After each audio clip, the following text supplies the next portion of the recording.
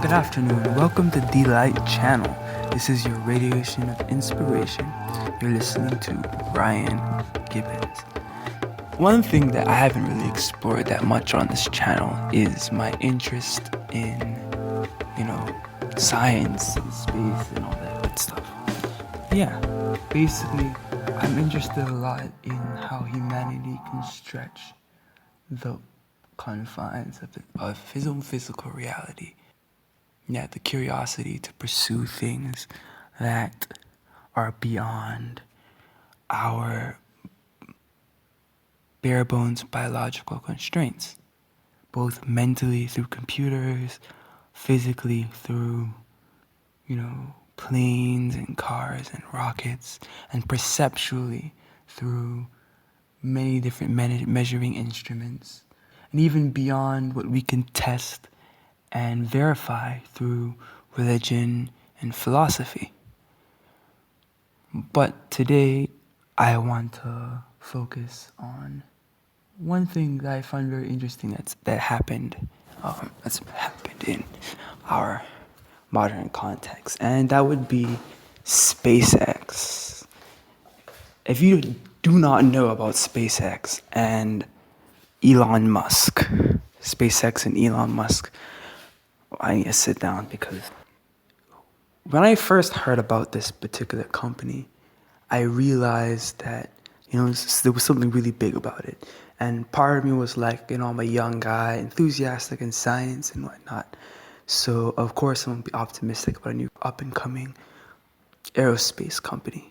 A lot of more mature, more seasoned science heads, business and engineering people, the establishment, some very high up people at NASA as well, were saying on the news and on the internet, and basically their personal opinion was that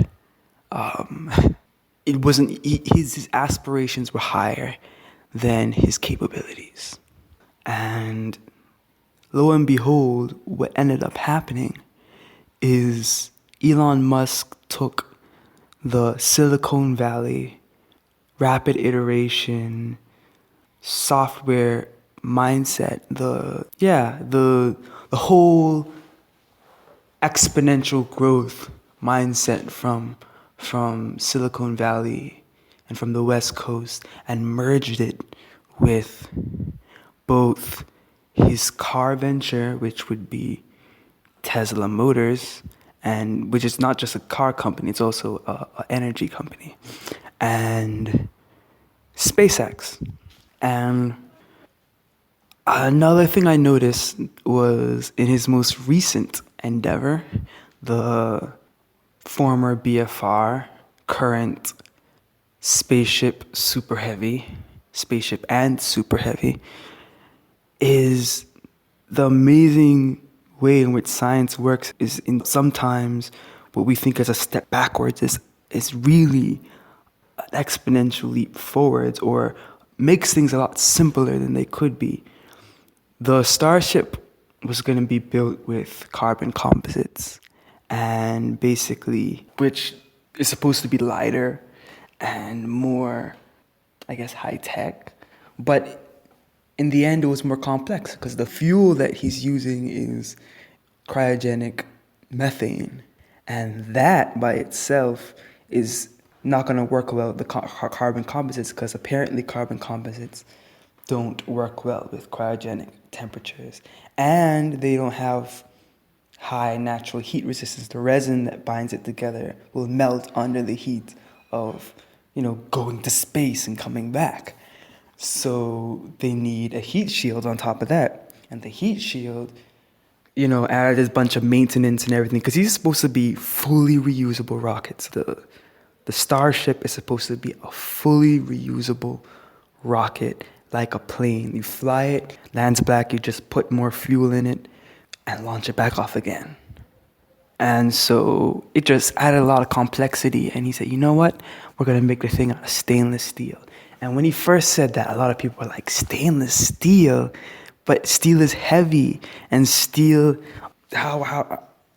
will melt at a certain temperature, whatever. And so what his engineering team did, because, A lot of times we like to big up the person at the front of a movement or at the front of a thing, and we forget everyone who helps them and all the willing and gifted people that rally behind them. So his engineers and him came up with this whole active heat shield, active cooling mechanism where they use the fuel itself to cool the inside of the stainless steel while re-entering. And this just makes the whole thing so much simpler. So in reality, the thing's gonna end up weighing almost the same, even with a heavier material, because the heavier material is just so much better. And with a smarter and simpler mechanism, it's almost, it seems like a step back, because active cooling and stuff, that's what we've been using in car radiators and aircraft engines and all that kind of stuff forever. And rocket engines have been using active cooling to make sure that the bells don't melt forever. And not forever, but as long as I've been alive and haven't been alive that long.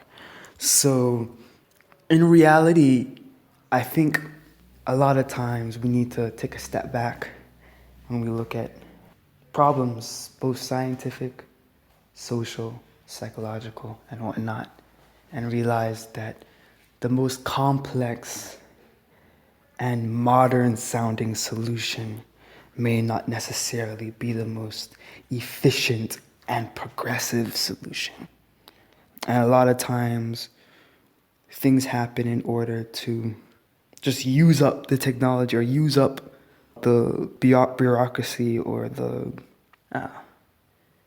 people don't like to waste their time. So you have people who will be hired to develop things, or people who want to have their say put in when it's not necessary. It adds layers of inefficiency when you could just do things in a much simpler way, more direct approach, quicker results that may be uncomfortable for the status quo or the old guard, but it's a better solution for our modern times. So with that, I wish the best for that thing, and one of my dreams would be to ride in it one of these days, because they're supposed to use it for city-to-city transport or something like that, and space tourism and all that stuff in the eventual future. I don't know how that's gonna work. I don't know if it's gonna happen, but history has taught me not to doubt Elon Musk until it happens. He says a lot of crazy stuff, but at the end of the day, it happens, and I kind of rate and respect him for that. So big ups to Elon Musk. Big up yourself.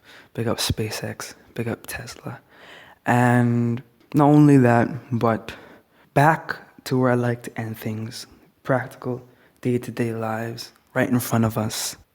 In our lives, find a solution that's simpler and works the best for you, instead of looking at the advanced and the most best that other people are doing and trying to apply that to your situation. Because your situation with the things that may work for you may just shoot you high above the blue into realms that, are beyond those you were emulating.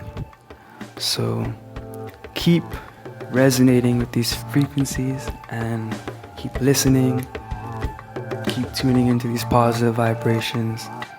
Love and light to you always. One love. Much blessings. Bye.